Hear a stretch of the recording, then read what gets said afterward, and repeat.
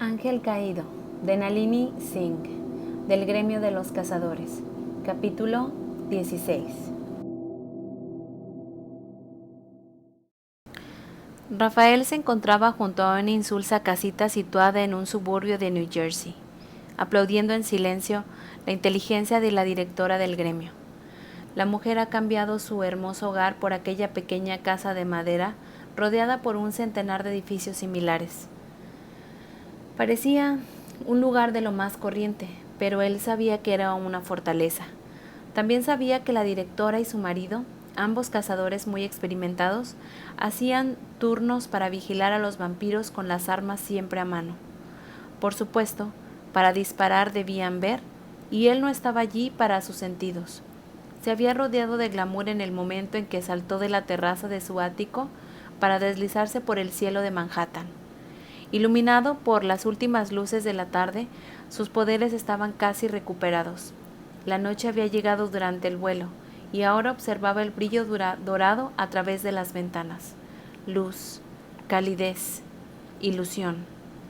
El patio que había frente a él, en apariencia corriente, estaba cuajado de sensores que con toda probabilidad estarían conectados a trampas explosivas que se activaban desde la casa.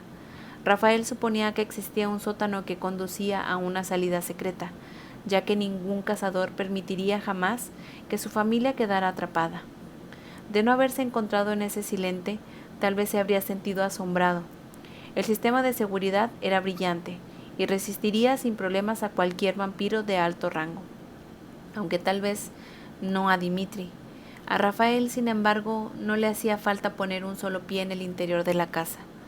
Aunque deberías hacerlo, susurró la parte reptiliana y primitiva de su mente. Deberías darles una lección, dejarles claro que nadie sale como vencedor del enfrentamiento contra un arcángel. Consideró la posibilidad basándose en los fríos razonamientos de su presente estado emocional, pero la descartó. La directora del gremio era una persona inteligente y muy buena en su trabajo. No tenía sentido matarla. Semejante acción desataría el caos en el gremio, y durante este tiempo, un considerable número de vampiros insatisfechos podría intentar escapar de sus amos. Puede que algunos lo lograran, ya que los cazadores estarían demasiado atolondrados por la muerte de su directora para resultar eficientes. Los humanos eran muy débiles. Ninguno de los tuyos escapará, susurró esa voz de nuevo, una voz que solo oía durante los periodos silentes. No se atreverían, nadie te desobedecerá. No después de que convirtamos a Germaine en un ejemplo. Germaine se encontraba en aquellos momentos en algún lugar de Texas, pero el vampiro no había olvidado las horas que había pasado en Times Square, y no las olvidaría jamás. Estaban grabadas a fuego en su memoria, al igual que aquel dolor al que nadie debería sobrevivir. Rafael recordaba que se había encargado de Germaine durante otros de sus periodos silentes. También recordaba que una vez que salió de ese estado, no se había sentido satisfecho con lo que había hecho. Al acceder a sus memorias, descubrió que había sentido remordimientos. Había ido demasiado lejos. Vaya una idea más ridícula. Vaya una emoción más ridícula. Era un arcángel. Germaine había intentado llevar a cabo un acto de traición. El castigo había sido justo, como lo sería el de la directora del gremio si intentara interponerse en su camino. Mata a su hija, murmuró aquella vocecita. Mata a su hija delante de ella, delante de Elena. Capítulo 17. Una alarma empezó a sonar junto a la cama de Elena, sacándola de un sueño intermitente. Puesto estaba completamente vestida. Se levantó de un salto y empezó a correr. Vivek la esperaba con la puerta abierta. ¡Deprisa! ¡Coge el teléfono! ¡Sara! Tras saltar por encima de la silla de ruedas que se interponía en su camino, cogió el auricular. ¿Sara? El miedo dejaba un sabor acre y penetrante en su lengua. «Huye, Eli», susurró Sara con una voz teñida de lágrimas. «¡Huye!». Una sensación gélida entumeció sus extremidades. No se movió de donde estaba. «¿Y Zoe? ¿Está bien?», sollozó Sara. «Ella está bien. no estaba aquí. Ay, Eli, él sabe dónde estás. Elena no pensó ni por un momento que Sara se refería a Dimitri. Ningún vampiro, por poderoso que fuera, podría dejar reducida a su amiga a aquello. ¿Cómo lo sabe? ¿Qué te ha hecho? Apretó la empuñadura de la daga entre sus dedos y solo entonces se dio cuenta de que la había sacado. ¿Que cómo lo sabe? Una risita histérica interrumpió sus palabras. Yo se lo he dicho. La conmoción la dejó paralizada. ¿Sara? Sí, Sara la había traicionado. Ya no le quedaba nada. Ay, Eli, ha volado hasta la ventana y me ha mirado y luego me ha dicho que la abriera. Ni lo he dudado. Hablaba casi a gritos. Después me ha preguntado dónde estabas y yo se lo he dicho, ¿por qué, Eli? ¿Por qué le he dicho esto? Elena dejó escapar el aire que contenía. Temblando a causa del alivio, estiró una mano para apoyarse contra el panel del ordenador de Vivek. No pasa nada, Sara. Claro que pasa, joder, he traicionado a mi mejor amiga. No te atrevas a decirme que no pasa nada. Control mental, dijo Elena, antes de que Sara siguiera adelante con su perodeta. Nos utiliza como si fuéramos juguetes. Desde luego que ella había jugado con su cuerpo, con sus emociones.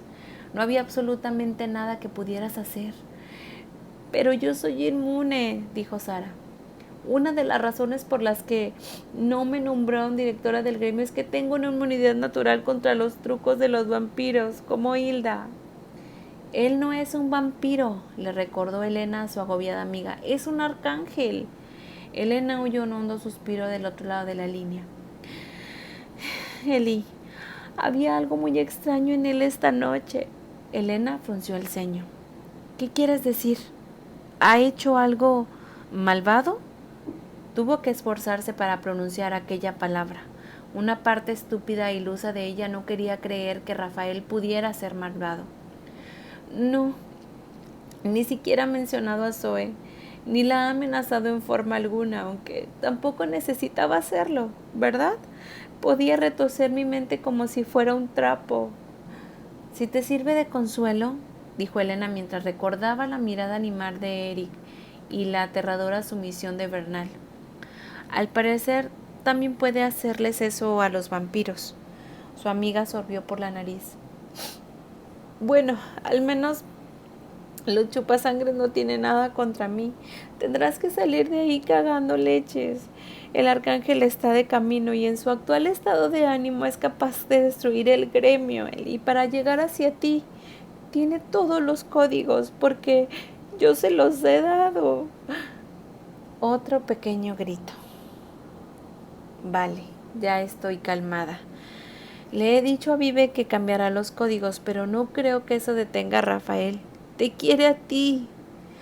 Saldré de aquí y le dejaré un mensaje para asegurarme de que sabe que me he largado. Así no molestará a Vivek. Escóndete en el azul. El azul era una furgoneta de reparto sin registrar que se mezclaría con facilidad entre el tráfico y haría desaparecer sin problemas a su conductor. Lo haré, mintió Elena. Gracias. ¿Y por qué coño me das las gracias? Exclamó Sara. De todas formas, quiero que te quede claro una cosa. No se comportaba de manera normal. Él ha hablado por teléfono y ya sabes lo bien que se me dan las voces. Hoy la suya es diferente, como monótona, inexpresiva, fría, ni enfadada ni nada, solo fría. Porque todo el mundo utilizaba aquella palabra. Rafael era muchas cosas, pero jamás le había parecido frío. No obstante, no tenía tiempo para pedir detalles. Me voy ya. Me pondré en contacto contigo en cuanto sea posible. Y no te preocupes. Pase lo que pase, no me matará. Necesita que acabe el trabajo. Colgó el teléfono antes de que Sara se diera cuenta de que había cosas peores que la muerte. Y algunas de ellas estaban relacionadas con gritar, gritar y gritar hasta que se rompiera la voz. Nuevos códigos. Había una hoja de papel en la bandeja de impresora. Utilízalos para salir. Los cambiaré de nuevo en cuanto entres al ascensor. Ella sintió. Gracias, Vivek. Espera. El hombre acercó su silla hasta una pequeña taquilla que había en un rincón. Elena no sabía qué estaba haciendo, pero el armario se abrió de repente. Llévate esto. Ella cogió una pistola pequeña y reluciente. No sirve de mucho contra un arcángel, pero gracias de todas formas. No le dispares al cuerpo, le advirtió él. Esta munición está diseñada para hacer pedazos las alas de un ángel. No. La idea de destruir la increíble belleza de aquellas alas le provocó un dolor casi físico en el corazón. Volverán a renegarse, se curarán, se obligó a decir en voz alta. Lleva su tiempo, tenemos varios informes. Un ángel tarda más en regenerar sus alas que ninguna otra cosa. Lo dejará incapacitado el tiempo suficiente para que puedas librarte de una situación difícil, a menos... El miedo tiñó su voz. He oído que lo que has dicho sobre el control mental. Si puedes utilizarlo a distancia, no creo que haya nada que pueda servirte de ayuda. Elena se guardó la pistola en la parte posterior de los pantalones, después de cerciorarse de que el segundo estaba en su sitio. Ahora no me controla, así que sus habilidades tienen cierto límite. Al menos eso esperaba. No creo que baje aquí una vez que sepa que me he ido, pero tienes que ponerte a salvo. ¿Ashwini se ha marchado ya? Sí, y no había nadie más aquí abajo. Sus ojos parecían aterrados pero decididos. Cerraré en cuanto te vayas, y luego me meteré en el búnker, señaló con la cabeza la entrada de la habitación secreta oculta tras una pared. Podría sobrevivir allí durante días. Ponte a salvo, Eli. Tenemos que acabar la partida. Elena se inclinó para darle un abrazo impulsivo. Te patearé ese culo flaco que tienes en cuanto vuelva. Había llegado el momento de proteger su propia vida y todo lo demás, porque había un montón de partes corporales en un cazador, no necesitaba para rastrear a su presa de manera eficiente.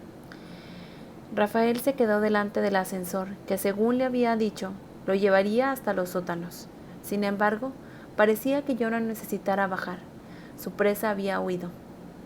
Alguien había clavado el mensaje junto a la puerta del ascensor con tanta fuerza que había dejado migajas de cemento sobre el suelo.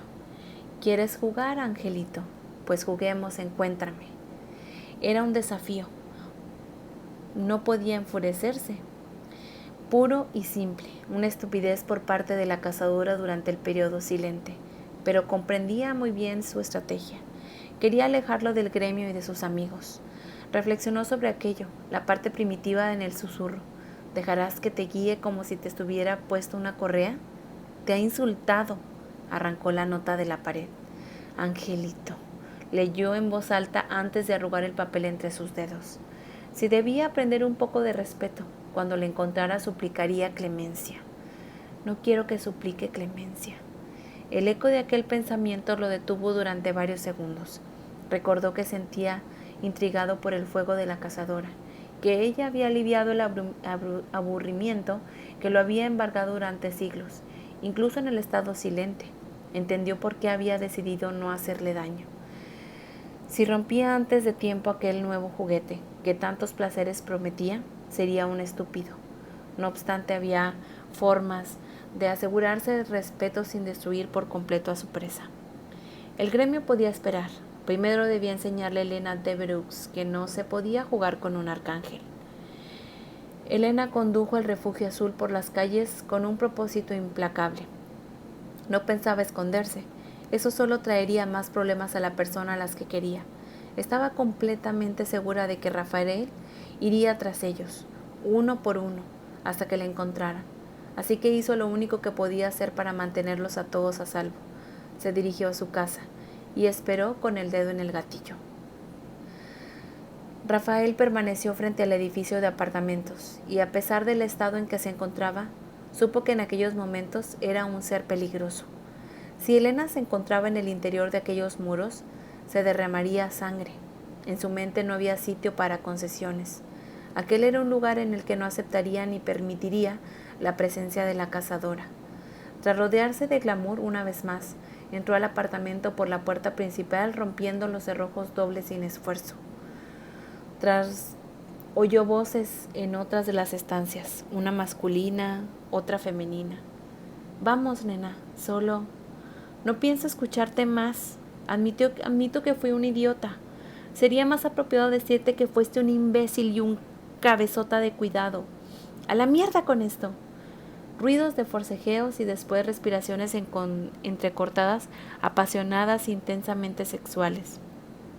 Rafael se adentró en el dormitorio y antes de que el cazador pudiera decir una sola palabra, inmovilizó a Ransom contra la pared colocándole una única mano sobre la garganta.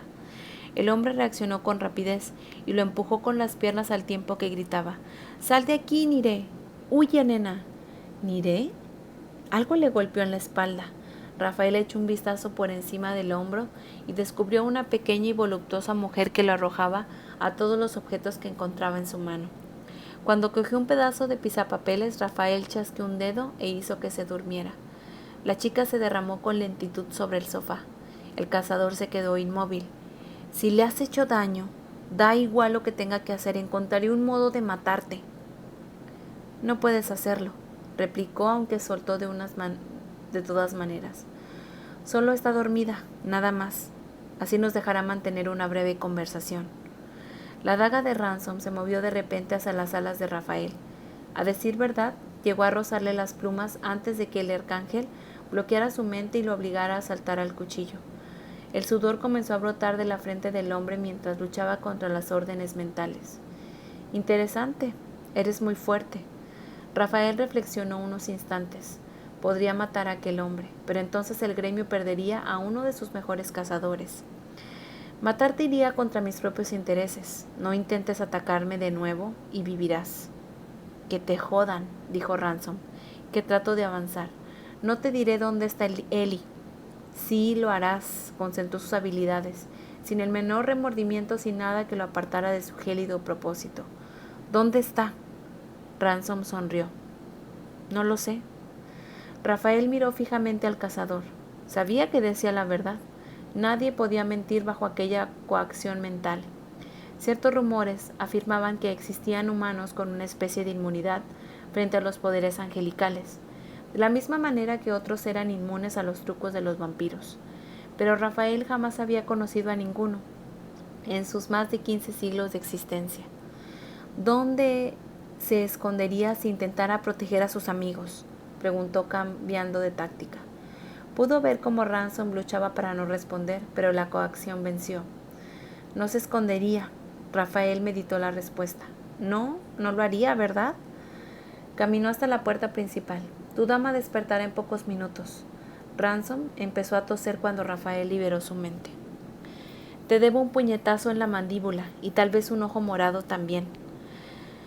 «Te doy la libertad de intentarlo», dijo Rafael, que veía en aquel cazador otra posible diversión que lo alejaría del tedio de la informalidad. «Ni siquiera te castigaré si tienes éxito». El cazador, que se había agachado junto a su mujer, enarcó una ceja. «Solo me encargarías una casa, ¿verdad? Lo más probable es que Elena te esté esperando con una daga en la mano». «Soy permisivo con mis juguetes», dijo Rafael, «pero solo hasta cierto punto». «¿Qué cojones te ha hecho?», preguntó Ransom, y Rafael tomó aquella pregunta como lo que era, un intento del cazador por darle a su amiga el mayor tiempo posible. «Debes matarla». La voz de Li Yuan era un gélido susurro en su mente, tan despiadado como el aliento del silencio. «Eso queda entre Elena y yo», dijo. «Harías bien en permanecer fuera de esta guerra». El rostro de Ransom se endureció. «No sé qué es lo que hacen los ángeles, pero aquí ayudamos a nuestros amigos. Si ella me llama, responderé». «¿Y morirás?», replicó Rafael. «Nunca comparto lo que es mío». Según el reloj de Elena, llevaba sentada en el sofá mirando la torre cerca de 1 hora. Tal vez el lugar que había elegido no fuera tan obvio como había pensado. Frunció el ceño y tironeó de la camisa que se había puesto cuando llegó. Fue justo entonces cuando sonó el teléfono. Se le aceleró el pulso al reconocer el tono personalizado, pero lo cogió y se le acercó a la oreja. «¿Ransom? Joder, ¿ha ido por ti?». «Cálmate», dijo su amigo. «Estoy bien». «Tienes la voz un poco ronca». «Es muy fuerte ese pedazo de hijo de put». «Lo siento, nena». Elena frunció el ceño. «¿Qué?». «Niré», explicó él. Creo que digo muchos tacos, aunque claro, ella ha soltado una retahíla de cuidado cuando se ha despertado de la siesta que le obligó a formarse tu amigo mientras conversábamos. ¿Te ha hecho daño? Pues me ha ofendido, pero sé apañármelas. Elena se sintió inundada por el alivio. Claro, claro, y bien, ese ángel grande, malo y controlador de mente cree que eres suya. Y ha quedado bastante claro cuando he dicho algo así como yo no comparto a mi mujer. Elena tragó saliva. Me estás tomando el pelo. Una risotada. Desde luego que no, joder. Las cosas ya estaban bastante interesantes. Madre mía. Se inclinó hacia adelante y contempló la alfombra mientras intentaba pensar. Si lo había besado y sí, él había dejado caer algunas indirectas, a las que ella había reaccionado, muy a su pesar. Pero todo aquello formaba parte de los jueguitos de rigor de los ángeles y los vampiros poderosos. El sexo no era más que un juego para ellos, no significaba nada. Quizá pretendía decir que lo sacó de sus casillas, eso tendría más sentido. De eso nada, nena. Hablaría en serio. Su voz se volvió grave. Ese tipo te desea, aunque no tengo claro si lo que desea es follarte o matarte. Elena se enderezó y miró a través de la ventana que tenía delante. Se estremeció. Oye, Ransom, tengo que dejarte. Silencio. Luego, ¿te ha encontrado? Elena siguió con la mirada en despliegue de blancos y dorados mientras Rafael flotaba sin esfuerzo en el exterior. Colgó el teléfono y lo dejó con mucho cuidado sobre la mesita que había al lado del sofá. No pienso dejarte entrar, susurró aunque no era posible que él la oyera. Puedo entrar siempre que quiera. Se quedó helada al oír su gélido tono de voz. Joder, todo he dicho que no entres en mi cabeza. ¿Por qué? La frialdad de aquella sencilla pregunta le atravesó de lado a lado. Sara tenía razón. Había algo diferente en Rafael aquella noche, y ese algo era malo, muy malo para ella. ¿Qué es lo que te pasa? Nada, estoy en estado silente.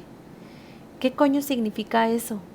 Acercó poco a poco la mano del arma que tenía a la espalda sin apartar los ojos de su rostro, que la observaban desde lo alto del otro lado del cristal.